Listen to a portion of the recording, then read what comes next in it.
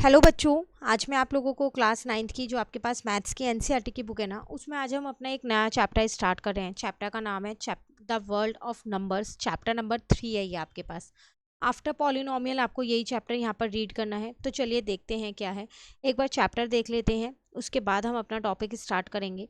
तो 3.1 टॉपिक है यहाँ पर। स्टार्टिंग में आपको सिर्फ ये हिस्ट्री बता रखी है नंबर्स के बारे में थोड़ी बहुत यहाँ पर, अगर आपको याद हो तो आप 8th क्लास में भी करके आए थे। चैप्टर नंबर 3 जो था नंबर से रिलेटेड, तो उसमें भी आप ऐसा ही कुछ सीख के आए थे। देन आपके पास एक्सरसाइज 3.1 आ जाएगी। अगेन फिर थोड़ी बहुत थ्योरी है आपके पास यहाँ पर। ब्रह्मगुप्त रूल आ जाएगा यहाँ पर जो भी है, ठीक है। इंटीजर्स के बारे में हमने जाना है थोड़ा बहुत, और थोड़ा सा यहाँ जानेंगे। अरिथमेटिक ऑफ इंटीजर्स के बारे में यहाँ पर जानेंगे। देन 3.2 हमारे पास आ जाएगा। उसके बाद फ्रैक्शंस एंड रैशनल नंबर, सब चीज़ एक ही चैप्टर में डाल दिया उन्होंने ऐसा लग रहा है। तो ये भी इसके अंदर आ गया। कोप्राइम नंबर्स वगैरह, मल्टीप्लिकेशन, डिवीजन, इनके अंदर क्या होते हैं। देन एक्सरसाइज हमारे पास 3.3 यहाँ पर आ जाएगी, ठीक है। देन नंबर लाइन भी इसके अंदर आ गई है आपके पास यहाँ पर, ये भी आप इसी में सीख लोगे। एब्सोल्यूट वैल्यू भी सीख लोगे, रैशनल नंबर की क्या होती है। उसके बाद 3.4 एक्सरसाइज है, इरेशनल नंबर्स भी हम जानेंगे। हमने 8th क्लास में सिर्फ रैशनल नंबर्स तक किया था, अब इसमें हम नया एक टॉपिक इरेशनल नंबर भी जानने वाले हैं। देन रूट में हम कंस्ट्रक्ट कैसे कर सकते हैं वो भी हम जानेंगे। नॉर्मल चीज़ें हमें नंबर लाइन पे रिप्रेजेंट करनी आती हैं, बट अगर कोई रूट में हो, रूट 5 है, रूट 2 है, तो क्या करने वाले हैं, ये सारी चीज़ें हम इसके अंदर जानने वाले हैं। तो काफ़ी इंटरेस्टिंग चैप्टर है। काफ़ी सारी चीज़ें ऐसी हैं जो इसमें आप नई सीखने वाले हो, मतलब बिल्कुल न्यू है आपके लिए। आपने 8th क्लास में वो कॉन्सेप्ट्स बिल्कुल भी नहीं किए। एट लास्ट ये चैप्टर हमारा बस लास्ट में end of the chapter exercise आके 15 to 16 क्वेश्चन होंगे, उसके बाद हमारा ये चैप्टर कंप्लीट हो जाएगा, ठीक है। तो चलिए स्टार्ट करते हैं। स्टार्टिंग में तो सिर्फ थ्योरी थ्योरी है और इसमें ज़्यादा कुछ भी नहीं है, तो फटाफट इसको रीड कर लेते हैं 3.1 टॉपिक को। तो आपसे क्या कह रहे हैं, the dawn of mathematics the human need to count long before humanity build cities formulated laws or study the stars, there exists a fundamental practical necessity, the need to keep count. Mathematics did not begin in classroom with equations on the board, it began in the dirt, on the bark of trees and on bones. कह रहा है कि अगर हम पहले की बात करें तो जो मैथमेटिक है वो स्टार्टिंग में सीधे ही क्लासरूम में नहीं बन गई थी कि हाँ हम उसे क्लासरूम में पढ़ा सकते हैं, वहाँ पर इक्वेशंस वगैरह सॉल्व कर सकते हैं। जबकि पहले के टाइम पे क्या होता था, ये कहाँ से स्टार्ट हुई थी, बोन्स वगैरह पे, नंबर्स वगैरह। आप 8th क्लास में चैप्टर नंबर 3 करके आए हो, वहाँ पर आपने अलग अलग सिस्टम्स देखे थे कि किस तरीके से नंबर्स को रीड किया जाता था, राइट किया जाता था। अब तो इंडियन प्लेस वैल्यू आ गया, अमेरिकन प्लेस वैल्यू आ गया, पर पहले के टाइम पे ये सब चीज़ नहीं होते थे। Imagine you are living 1000 of years एगो, आप मान के चलो कि आप 1000 of year एगो पहले थे, in a small agriculture settlement along the bank of the Saraswati river. You have heard of cattle. Every morning they go out into the dense forest to graze and every evening they return. क्या आप imagine करो कि आप 1000 of year एगो पहले थे, मतलब जिंदा थे।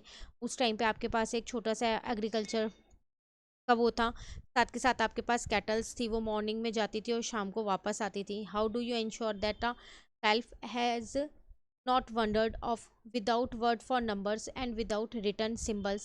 Early humans solved this through a concept called one to one correspondence. तो आपको कैसे मतलब पता चलेगा, आपने पूरा एक झुंड का झुंड कैटल्स का भेज दिया है मॉर्निंग में, जब वो शाम को इवनिंग में जब वो रिटर्न होती है। पहले के टाइम पे नंबर्स नहीं होते थे कि हम काउंट कर लें, ठीक है, या फिर कोई उसके ऊपर सिंबल बना लें, कुछ चीज़ लिख दें। तो पहले के टाइम के लोग क्या करते थे, तो वो कॉन्सेप्ट यूज़ करते थे वन टू वन कॉरेस्पॉन्डेंस का। मतलब for every cow that left the settlement, the header might place one pebble in a clay pot. In the evening, for every cow that returned, one pebble was removed. तो होता क्या था, जैसे जितनी भी काऊ गई हैं, जो भी गया है एनिमल, जो भी गए हैं झुंड में, तो क्या करते थे, एक क्ले पोट लेते थे, उसमें एक एक पेबल डाल देते थे।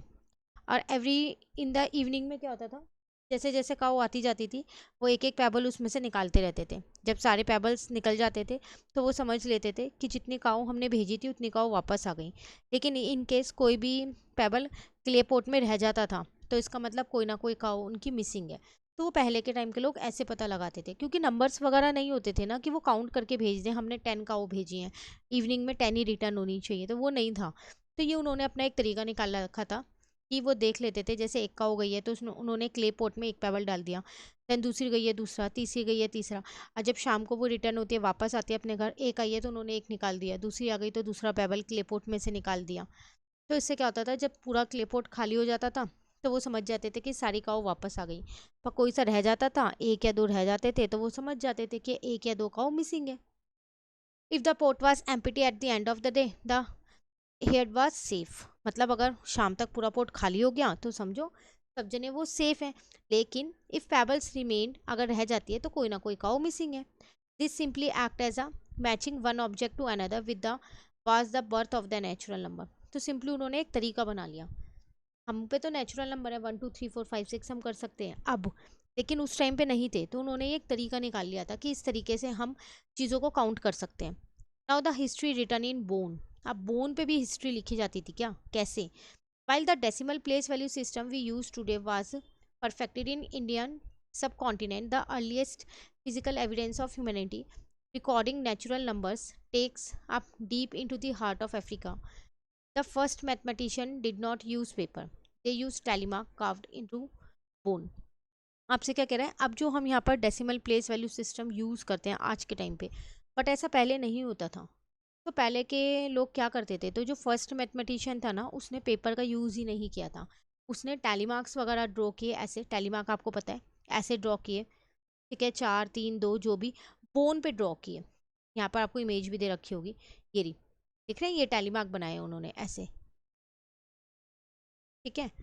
Then the Lebombo bone discovered in the Libombo Mountains between the South Africa and Swaziland dates back approximately 35,000 years.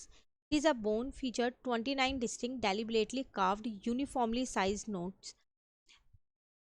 Anthropologists and mathematicians believe this was not just random scratching but a tool used as a lunar phase counter or the menstrual calendar, indicating that early humans were tracking time through natural numbers. तो जो ये लिबोम्बो bone है ना, ये कहाँ पर discover हुई, मतलब साउथ अफ्रीका एंड स्विट्जरलैंड वगैरह के वहाँ पर ये डिस्कवर्ड हुई 35,000 ईयर एगो पहले, ठीक है। तो ये एक ऐसी बोन है जिसमें 29 डिस्टिंक्ट ऐसे कार्व्ड बने हुए हैं, यूनिफॉर्म साइज के बने हुए हैं, ठीक है। जो मैथमेटिशियन वगैरह हैं उन्होंने उन्होंने देखा कि ये कोई रैंडमली ऐसे स्क्रैच नहीं कर रखा, बट एक टूल यूज़ कर रखा है उन्होंने, ताकि हम इसकी हेल्प से डेट्स वगैरह को पता लगा सकें कि कैलेंडर, क्योंकि पहले के टाइम के लोग पे कैलेंडर भी नहीं होते थे, ठीक है। तो डेट्स वगैरह पता लगा सकें, और भी चीज़ें हम इसमें ट्रैक कर सकें, टाइम का, नेचुरल नंबर वगैरह, ये सारी चीज़ें हम इसके अंदर देख सकें। तो उन्होंने ये बोन वहाँ पर डिस्कवर की थी। Even more fascinating is the Ishango bone found near the head water of the Nile river in the Democratic Republic of Congo, dating to around 20,000 BCE. This bone contained 3 columns of asymmetrical notes. What make the Shango bone a mathematical marvel is a specific grouping of the tallies. One of the column group notes into 11, 13, 17 and 19 the prime number between 10 and 20. Another column seems to demonstrate the concept of multiplication by 2, doubling. This artifact indicates that the abstract concept of the number is indeed 10 of 1000 of years old. तो कह रहा है कि एक और bone है यहाँ पर, शैंगो बोन। तो ये आपको कहाँ मिलने वाली है, found near the head waters of the Nile river के पास, ठीक है। साथ के साथ इसमें क्या है, यहाँ पर भी उन्होंने क्या किया है, ये टेलीमार्क वगैरह ही यूज़ किए हैं। तो उन्होंने इस पर प्राइम नंबर्स दिखाए हैं 10 से 20 के बीच में जो भी लाई करते हैं, जैसे 11, 13, 17 एंड 19। तो ये टेलीमार्क के ज़रिए उन्होंने प्राइम नंबर्स दिखा रखे हैं यहाँ पर, ठीक है। तो मेन आपको सिर्फ इस चैप्टर में स्टार्टिंग में ये बताया गया कि पहले के टाइम पे नंबर नहीं थे, तो बिना नंबर के लोग बाग चीज़ों का कैसे ध्यान रखते थे। आज अगर नंबर नहीं होंगे तो आप इमेजिन कर सकते हो कि आप चीज़ों का कैसे ध्यान रखोगे। अगर आपके पास 4 पेन है, ठीक है, और आपको नंबर नहीं पता, काउंटिंग नहीं आती, तो कैसे याद रखोगे। तो बहुत मुश्किल चीज़ें थी पहले के टाइम पे, तो उन्होंने ये सारी चीज़ें खोजी, डिस्कवर की, और इनसे नंबर सिस्टम बनाने की कोशिश की। Clear. Now the Indian context, trade and astronomy, ये क्या है, as civilisation advance so did the need for large number. पर इन जो अभी हम पढ़ के आए हैं, तो सिर्फ हम छोटे छोटे नंबर्स बना सकते थे, कोई बहुत बड़ा लार्ज नंबर नहीं बना सकते। अब लार्ज नंबर्स की जब ज़रूरत पड़ेगी तब क्या करेंगे फिर, So in the ancient urban centers of the Indus Valley civilization, such as Lothal and Harappa, standardized weight and measures were crucial for trade. A merchant trading terracotta pottery, lapis, cotton with Mesopotamia needed a robust system of accounting. During Vedic time, Indian philosophers were fascinated by and deeply pondered large numbers. In the Vedas, which go back thousands of years, names were given to all the power of 10 up to 10 to the power 12. तो आपसे यहाँ पर क्या कह रहा है, अगर हम लार्ज नंबर्स की यहाँ पर बात करते हैं तो लार्ज नंबर्स तो इनसे हम टेलीमार्क वगैरह से नहीं बना सकते हैं, ठीक है। तो हुआ क्या, अर्बन सेंटर्स वगैरह में वहाँ पर तो एक स्टैंडर्डाइज वेट ले लिया उसका और मेजर करने का एक तरीका ले लिया, क्योंकि जब ट्रेड हो रहा है एक जगह दूसरी जगह से ट्रेड हो रहा है तो वहाँ पर नंबर्स का होना बहुत ज़रूरी है। तो उन्होंने क्या किया, एक स्टैंडर्डाइज वेट का वो निकाल लिया कि हम इसके अकॉर्डिंग मेजर करेंगे चीज़ों को। वैदिक टाइम पे अगर हम यहाँ पर देखें तो भी हमारे को नंबर्स की बहुत ज़्यादा ज़रूरत थी, तो उन्होंने निकाला कि अगर हम वेदास में देखें थाउजेंड ऑफ ईयर्स अगो पीछे अगर हम जाते हैं तो वहाँ पर हमने 10 से लेके 10 टू द पावर 12 तक के नंबर्स को देखा है, ठीक है। तो ये सारी सिर्फ और सिर्फ आपको हिस्ट्री बता रखी है कि किस तरीके से नंबर्स का यहाँ पर इंट्रोडक्शन नंबर्स आए और जब तक नंबर नहीं थे तो लोग बाग कैसे करते थे। तो आप एक बार इस सब पूरे टॉपिक को रीड कीजिएगा। इसमें ऐसा कुछ नहीं है कि जो आपको एग्जाम से रिलेटेड आने वाला है, मेन है सिर्फ आपको एक हिस्ट्री बता रखी है जो आपको पता होनी चाहिए। तो अगर हम अपनी एक्सरसाइज पे आते हैं सीधा 3.1 पे, तो उसमें हमारे को 4 क्वेश्चंस दे रखे हैं। चारों क्वेश्चंस अलग अलग है, आप कह सकते हो। जैसे अगर आप फर्स्ट वाला देखो तो इसमें आपसे क्या कह रहा है, a merchant in the port city of the Lothal is exchanging bags of spices for copper ingots. He received 15 ingots for every 2 bags of spices. If he bring 12 bag of spices to the market, how many copper ingots will he live with? कह रहा है एक मर्जेंट है तो वो क्या करता है, बैग्स वगैरह एक्सचेंज करता है, तो वो स्पाइसेस के बैग देता है और किसके बदले में वो उसको एक्सचेंज कर रहा है, कॉपर इंगोट्स के बदले में। ये एक सॉलिड चीज़ होती है हमारे पास, ठीक है। अगर आप इसे गूगल वगैरह पे भी सर्च करोगे तो आपको इजीली मिल जाएगी कि क्या होता है ये। तो उसने बोला कि वो 15 इंगोट्स लेता है for every 2 bags of spices में, ठीक है। 15 लेता है, हर 2 बैग के लिए 15 मिलते हैं। तो अगर वो 12 बैग ऑफ स्पाइसेस देता है तो उसको कितने कॉपर इंगोट्स मिलेंगे वो आपको यहाँ पर बताना है। क्वेश्चन क्लियर हो गया, आसान क्वेश्चन है, कोई मुश्किल नहीं है। तो अगर हम इस क्वेश्चन को यहाँ पर करते हैं तो अपना आंसर नंबर 1 हम यहाँ लिख लेते हैं। तो देखो 2 बैग ऑफ स्पाइसेस है हमारे पास, तो उसके बदले हमारे को 15 इनगुट्स मिल रहे हैं, ठीक है। तो 1 बैग के बदले कितने मिलेंगे,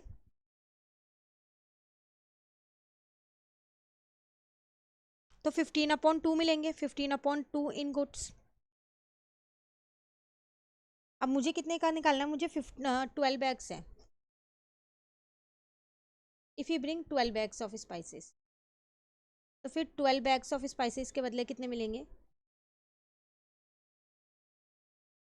तो 12 इंटू में 15/2 कर दूंगी, इसको इससे कट किया 6, तो 6 इंटू में 15, तो मेरा आंसर आ गया यहाँ पर कितना, 90। तो आप यहाँ पर लिख सकते हो देयरफॉर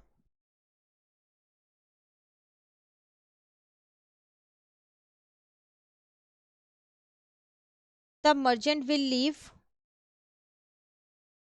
90 गुड्स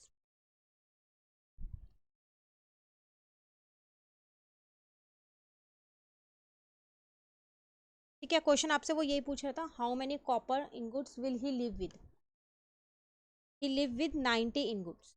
क्लियर, चलिए नेक्स्ट क्वेश्चन नंबर 2 में क्या कह रहा है आपसे यहाँ पर, look at the sequence of number on one column of a Ishango bone. अभी हम करके आए हैं कि शैंगो बोन पे नंबर्स लिखे, प्राइम नंबर्स लिखे हुए हैं 10 से लेके 20 तक के बीच में जो भी है। What does this number have in common, अब आपसे वो यही पूछ रहा है इन नंबर में क्या कॉमन है। तो इन नंबर में एक ही चीज़ कॉमन है कि ये सारे नंबर प्राइम नंबर्स हैं। List the next 3 numbers that fit in this pattern, और इसके आगे के 3 नंबर्स आपको लिखने हैं। तो इसका मतलब आपको आगे के 3 प्राइम नंबर्स लिखने हैं, तो आप लिख सकते हो। बट पहले क्या कॉमन है इन 3 नंबर्स में वो हम यहाँ लिख देते हैं। तो हमने यहाँ लिख दिया द नंबर्स 11, 13, 17 एंड 19 जो है आर ऑल प्राइम नंबर्स, ये सारे प्राइम नंबर्स हैं। यही इनके अंदर कॉमन है कि ये सारे प्राइम नंबर्स हैं। ठीक है, now the next three prime numbers, next three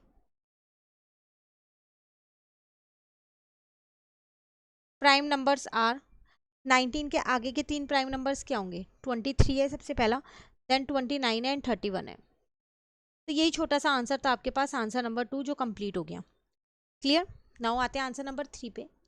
कह रहे we know that natural number are closed under addition. हमें पता है कि जो नेचुरल नंबर होते हैं वो क्लोज्ड होते हैं एडिशन में, मतलब the sum of two any natural number is always a natural number. अगर आप दो नेचुरल नंबर का सम करते हो तो नेचुरल नंबर ही आता है। ये एक प्रॉपर्टी हम 8th क्लास में भी रैशनल नंबर वाले चैप्टर में सीख के आए थे। Now are they closed under subtraction, क्या वो सब्ट्रैक्शन के केस में भी क्लोज होते हैं। Provide a couple of example to justify your answer. तो आपको एग्जाम्पल देके ये प्रूव करना है क्या वो सब्ट्रैक्शन के केस में भी क्लोज्ड होते हैं या नहीं होते। तो देखो वो सब्ट्रैक्शन के केस में क्लोज्ड नहीं होते, बट आपको ये एग्जाम्पल देना है, उसे समझाना है। तो हम यहाँ लिख देंगे पहले natural numbers are not closed under subtraction. अब आपको एग्जाम्पल से समझाना पड़ेगा कि क्यों ये क्लोज्ड नहीं है। देखो क्लोज्ड का मतलब ये है कि अगर आप दो नेचुरल नंबर को सब्ट्रैक्ट करते हो तो आंसर ज़रूरी नहीं है वो नेचुरल नंबर ही है। ठीक है, वो इंटीजर भी आ सकता है। फॉर एग्जाम्पल देखो अगर फर्स्ट एग्जाम्पल देती हूँ मैं, अगर मैं 5 में से 2 को माइनस करती हूँ तो 3 आ रहा है, क्योंकि मेरा एक नेचुरल नंबर है। तो आप कहोगे इस केस में तो ये क्लोज्ड है, डेफिनेटली इस केस में ये फॉलो कर रहा है। बट अगर मैं इसको उल्टा कर दूँ, यहाँ पर 2 - 5 कर दूँ तो मेरा आंसर -3 आ रहा है, which is not a natural number. हम यहाँ लिख देंगे कि ये एक नेचुरल नंबर नहीं है, नॉट अ नेचुरल नंबर। जबकि 2 और 5 दोनों नेचुरल नंबर है, आपने नेचुरल नंबर में से ही नेचुरल नंबर को सब्ट्रैक्ट किया, पर तब भी आपका आंसर नेचुरल नंबर नहीं आ रहा है। ठीक है, तो सब्ट्रैक्शन के केस में ये क्लोज्ड नहीं होती है, बट एडिशन के केस में ये क्लोज्ड होती है, क्योंकि सब्ट्रैक्शन के केस में ही हमें नेगेटिव नंबर भी दे सकती है। ठीक है, चलिए अब आते हैं अपने क्वेश्चन नंबर 4 पे, लास्ट क्वेश्चन है, देन हमारी एक्सरसाइज कंप्लीट हो जाएगी। कह रहे ancient Indians use the joints of their finger to count, a practice still seen today. Each finger has 3 joint and the thumb is used to count them. How many can you count on one hand? How does this relate to the ancient based 12 counting system? कह रहे अगर हम पहले देखें तो हम joints का use करते थे, जो हमारी फिंगर में जॉइंट्स होते थे उनको हम काउंटिंग के लिए यूज़ करते थे। तो एक फिंगर में अगर आप देखो तो 3 जॉइंट्स होते हैं और एक थंब और है यूज़ करने के लिए, काउंट करने के लिए। तो how many can you count on one hand, एक हैंड पे आप कितना काउंट कर सकते हैं। नॉर्मली छोटे बच्चों को भी अभी ऐसे फिंगर पे ही काउंटिंग करना सिखाया जाता है। अगर आपने देखा हो तो आपके घर में कोई छोटा बच्चा हो, या फिर आपको अपना बचपन याद हो कि आपने काउंटिंग कैसे सीखी थी। कई बच्चे अभी भी शायद फिंगर पे ही करते हैं, चाहे वो 9th में आ जाए चाहे 10th में आ जाए, पर वो फिंगर पे ही काउंट करते हैं। तो वही चीज़ आपसे पूछ रहा है, एक फिंगर में 3 जॉइंट्स हैं और एक थंब अलग है ही, तो कितने काउंट्स हो सकते हैं एक हैंड पे, वो आपको बताना है। और कैसे ये किस तरीके से बेस 12 काउंटिंग सिस्टम जो हमने सीखा था 8th क्लास में, ये उससे रिलेटेड है, ये बताना है। क्वेश्चन क्लियर हो गया। चलिए थ्योरी का क्वेश्चन है, कोई ज़्यादा ऐसा मुश्किल नहीं है इसमें। तो सबसे पहली बात वो आपसे कह रहा है हर फिंगर में 3 जॉइंट्स हैं, तो मैंने यहाँ लिख दिया, यहाँ पर ईच फिंगर हैज़ 3 जॉइंट, में थंब अभी एक्सक्लूड है।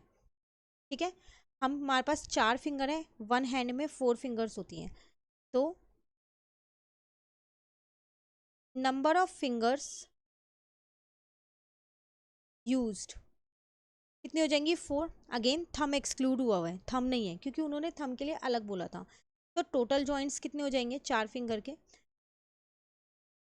Total joints in 4 finger.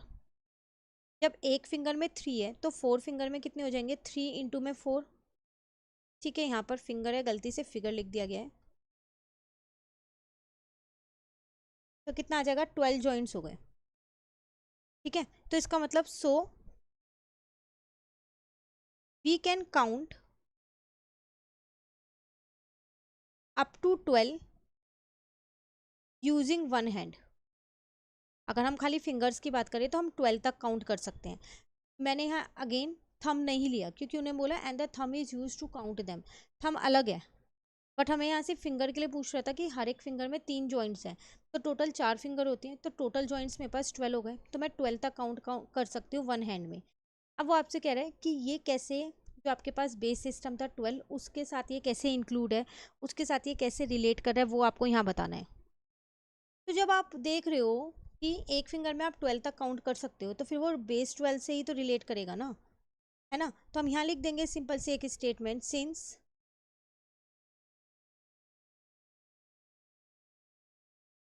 Counting reaches 12 on one hand, एक हैंड में 12 तक ही हम काउंट कर पा रहे हैं, it naturally leads to a base 12 counting system. तो बेस 12 काउंटिंग सिस्टम यही था ना जिसमें आप 12 तक काउंट कर सकते थे, और जो पहले के टाइम पे यूज्ड होता था, यूज्ड इन एंशियंट टाइम्स। अब तो हम फिंगर्स का कर लेते हैं, पर अब अगर आप नॉर्मली देखो स्कूल में फिंगर्स पे कम सिखाया जाता है, और कई सारे तरीके उन्होंने निकाले हैं छोटे बच्चों को सिखाने के लिए, तो वो उन तरीकों से भी सिखा देते हैं। ठीक है, तो एक सिंपल सा आपके पास थ्योरी का क्वेश्चन था ये, कि किस तरीके से वो रिलेट कर रहा है। जब हमने यहाँ पर देखा कि हमारे पास हम एक फिंगर में 12 तक ही काउंट कर सकते हैं, 4 फिंगर्स में एक हैंड पे, तो वो नेचुरली बेस 12 सिस्टम से ही रिलेट करेगा। टोटल काउंट आपके पास 12 है, तो यहीं से वो ओरिजिन निकला 12 काउंटिंग सिस्टम का। क्लियर। तो ये थी एक्सरसाइज 3.1 कंप्लीट। नेक्स्ट क्लास में 3.2 टॉपिक करेंगे। अगेन ये भी आपके पास यहाँ तक पूरा थ्योरी का ही टॉपिक है। उसके बाद 3.3 टॉपिक से आपके पास स्टार्ट होगा इंटीजर्स वगैरह रिलेटेड, उससे रिलेटेड क्वेश्चंस। तो मिलते हैं नेक्स्ट क्लास में। चैप्टर 1 एंड चैप्टर 2 भी चैनल पे अपलोड हो रहे हैं, साथ साथ उसे भी कवर करते रहिए। जिन बच्चों के एग्जाम में चैप्टर 3 आने वाला है, तो वो अब इसे कर सकते हैं। मैंने इसलिए इसको पहले स्टार्ट करा दिया ताकि आपके एग्जाम के साथ साथ तैयारी होती रहे। Thank you.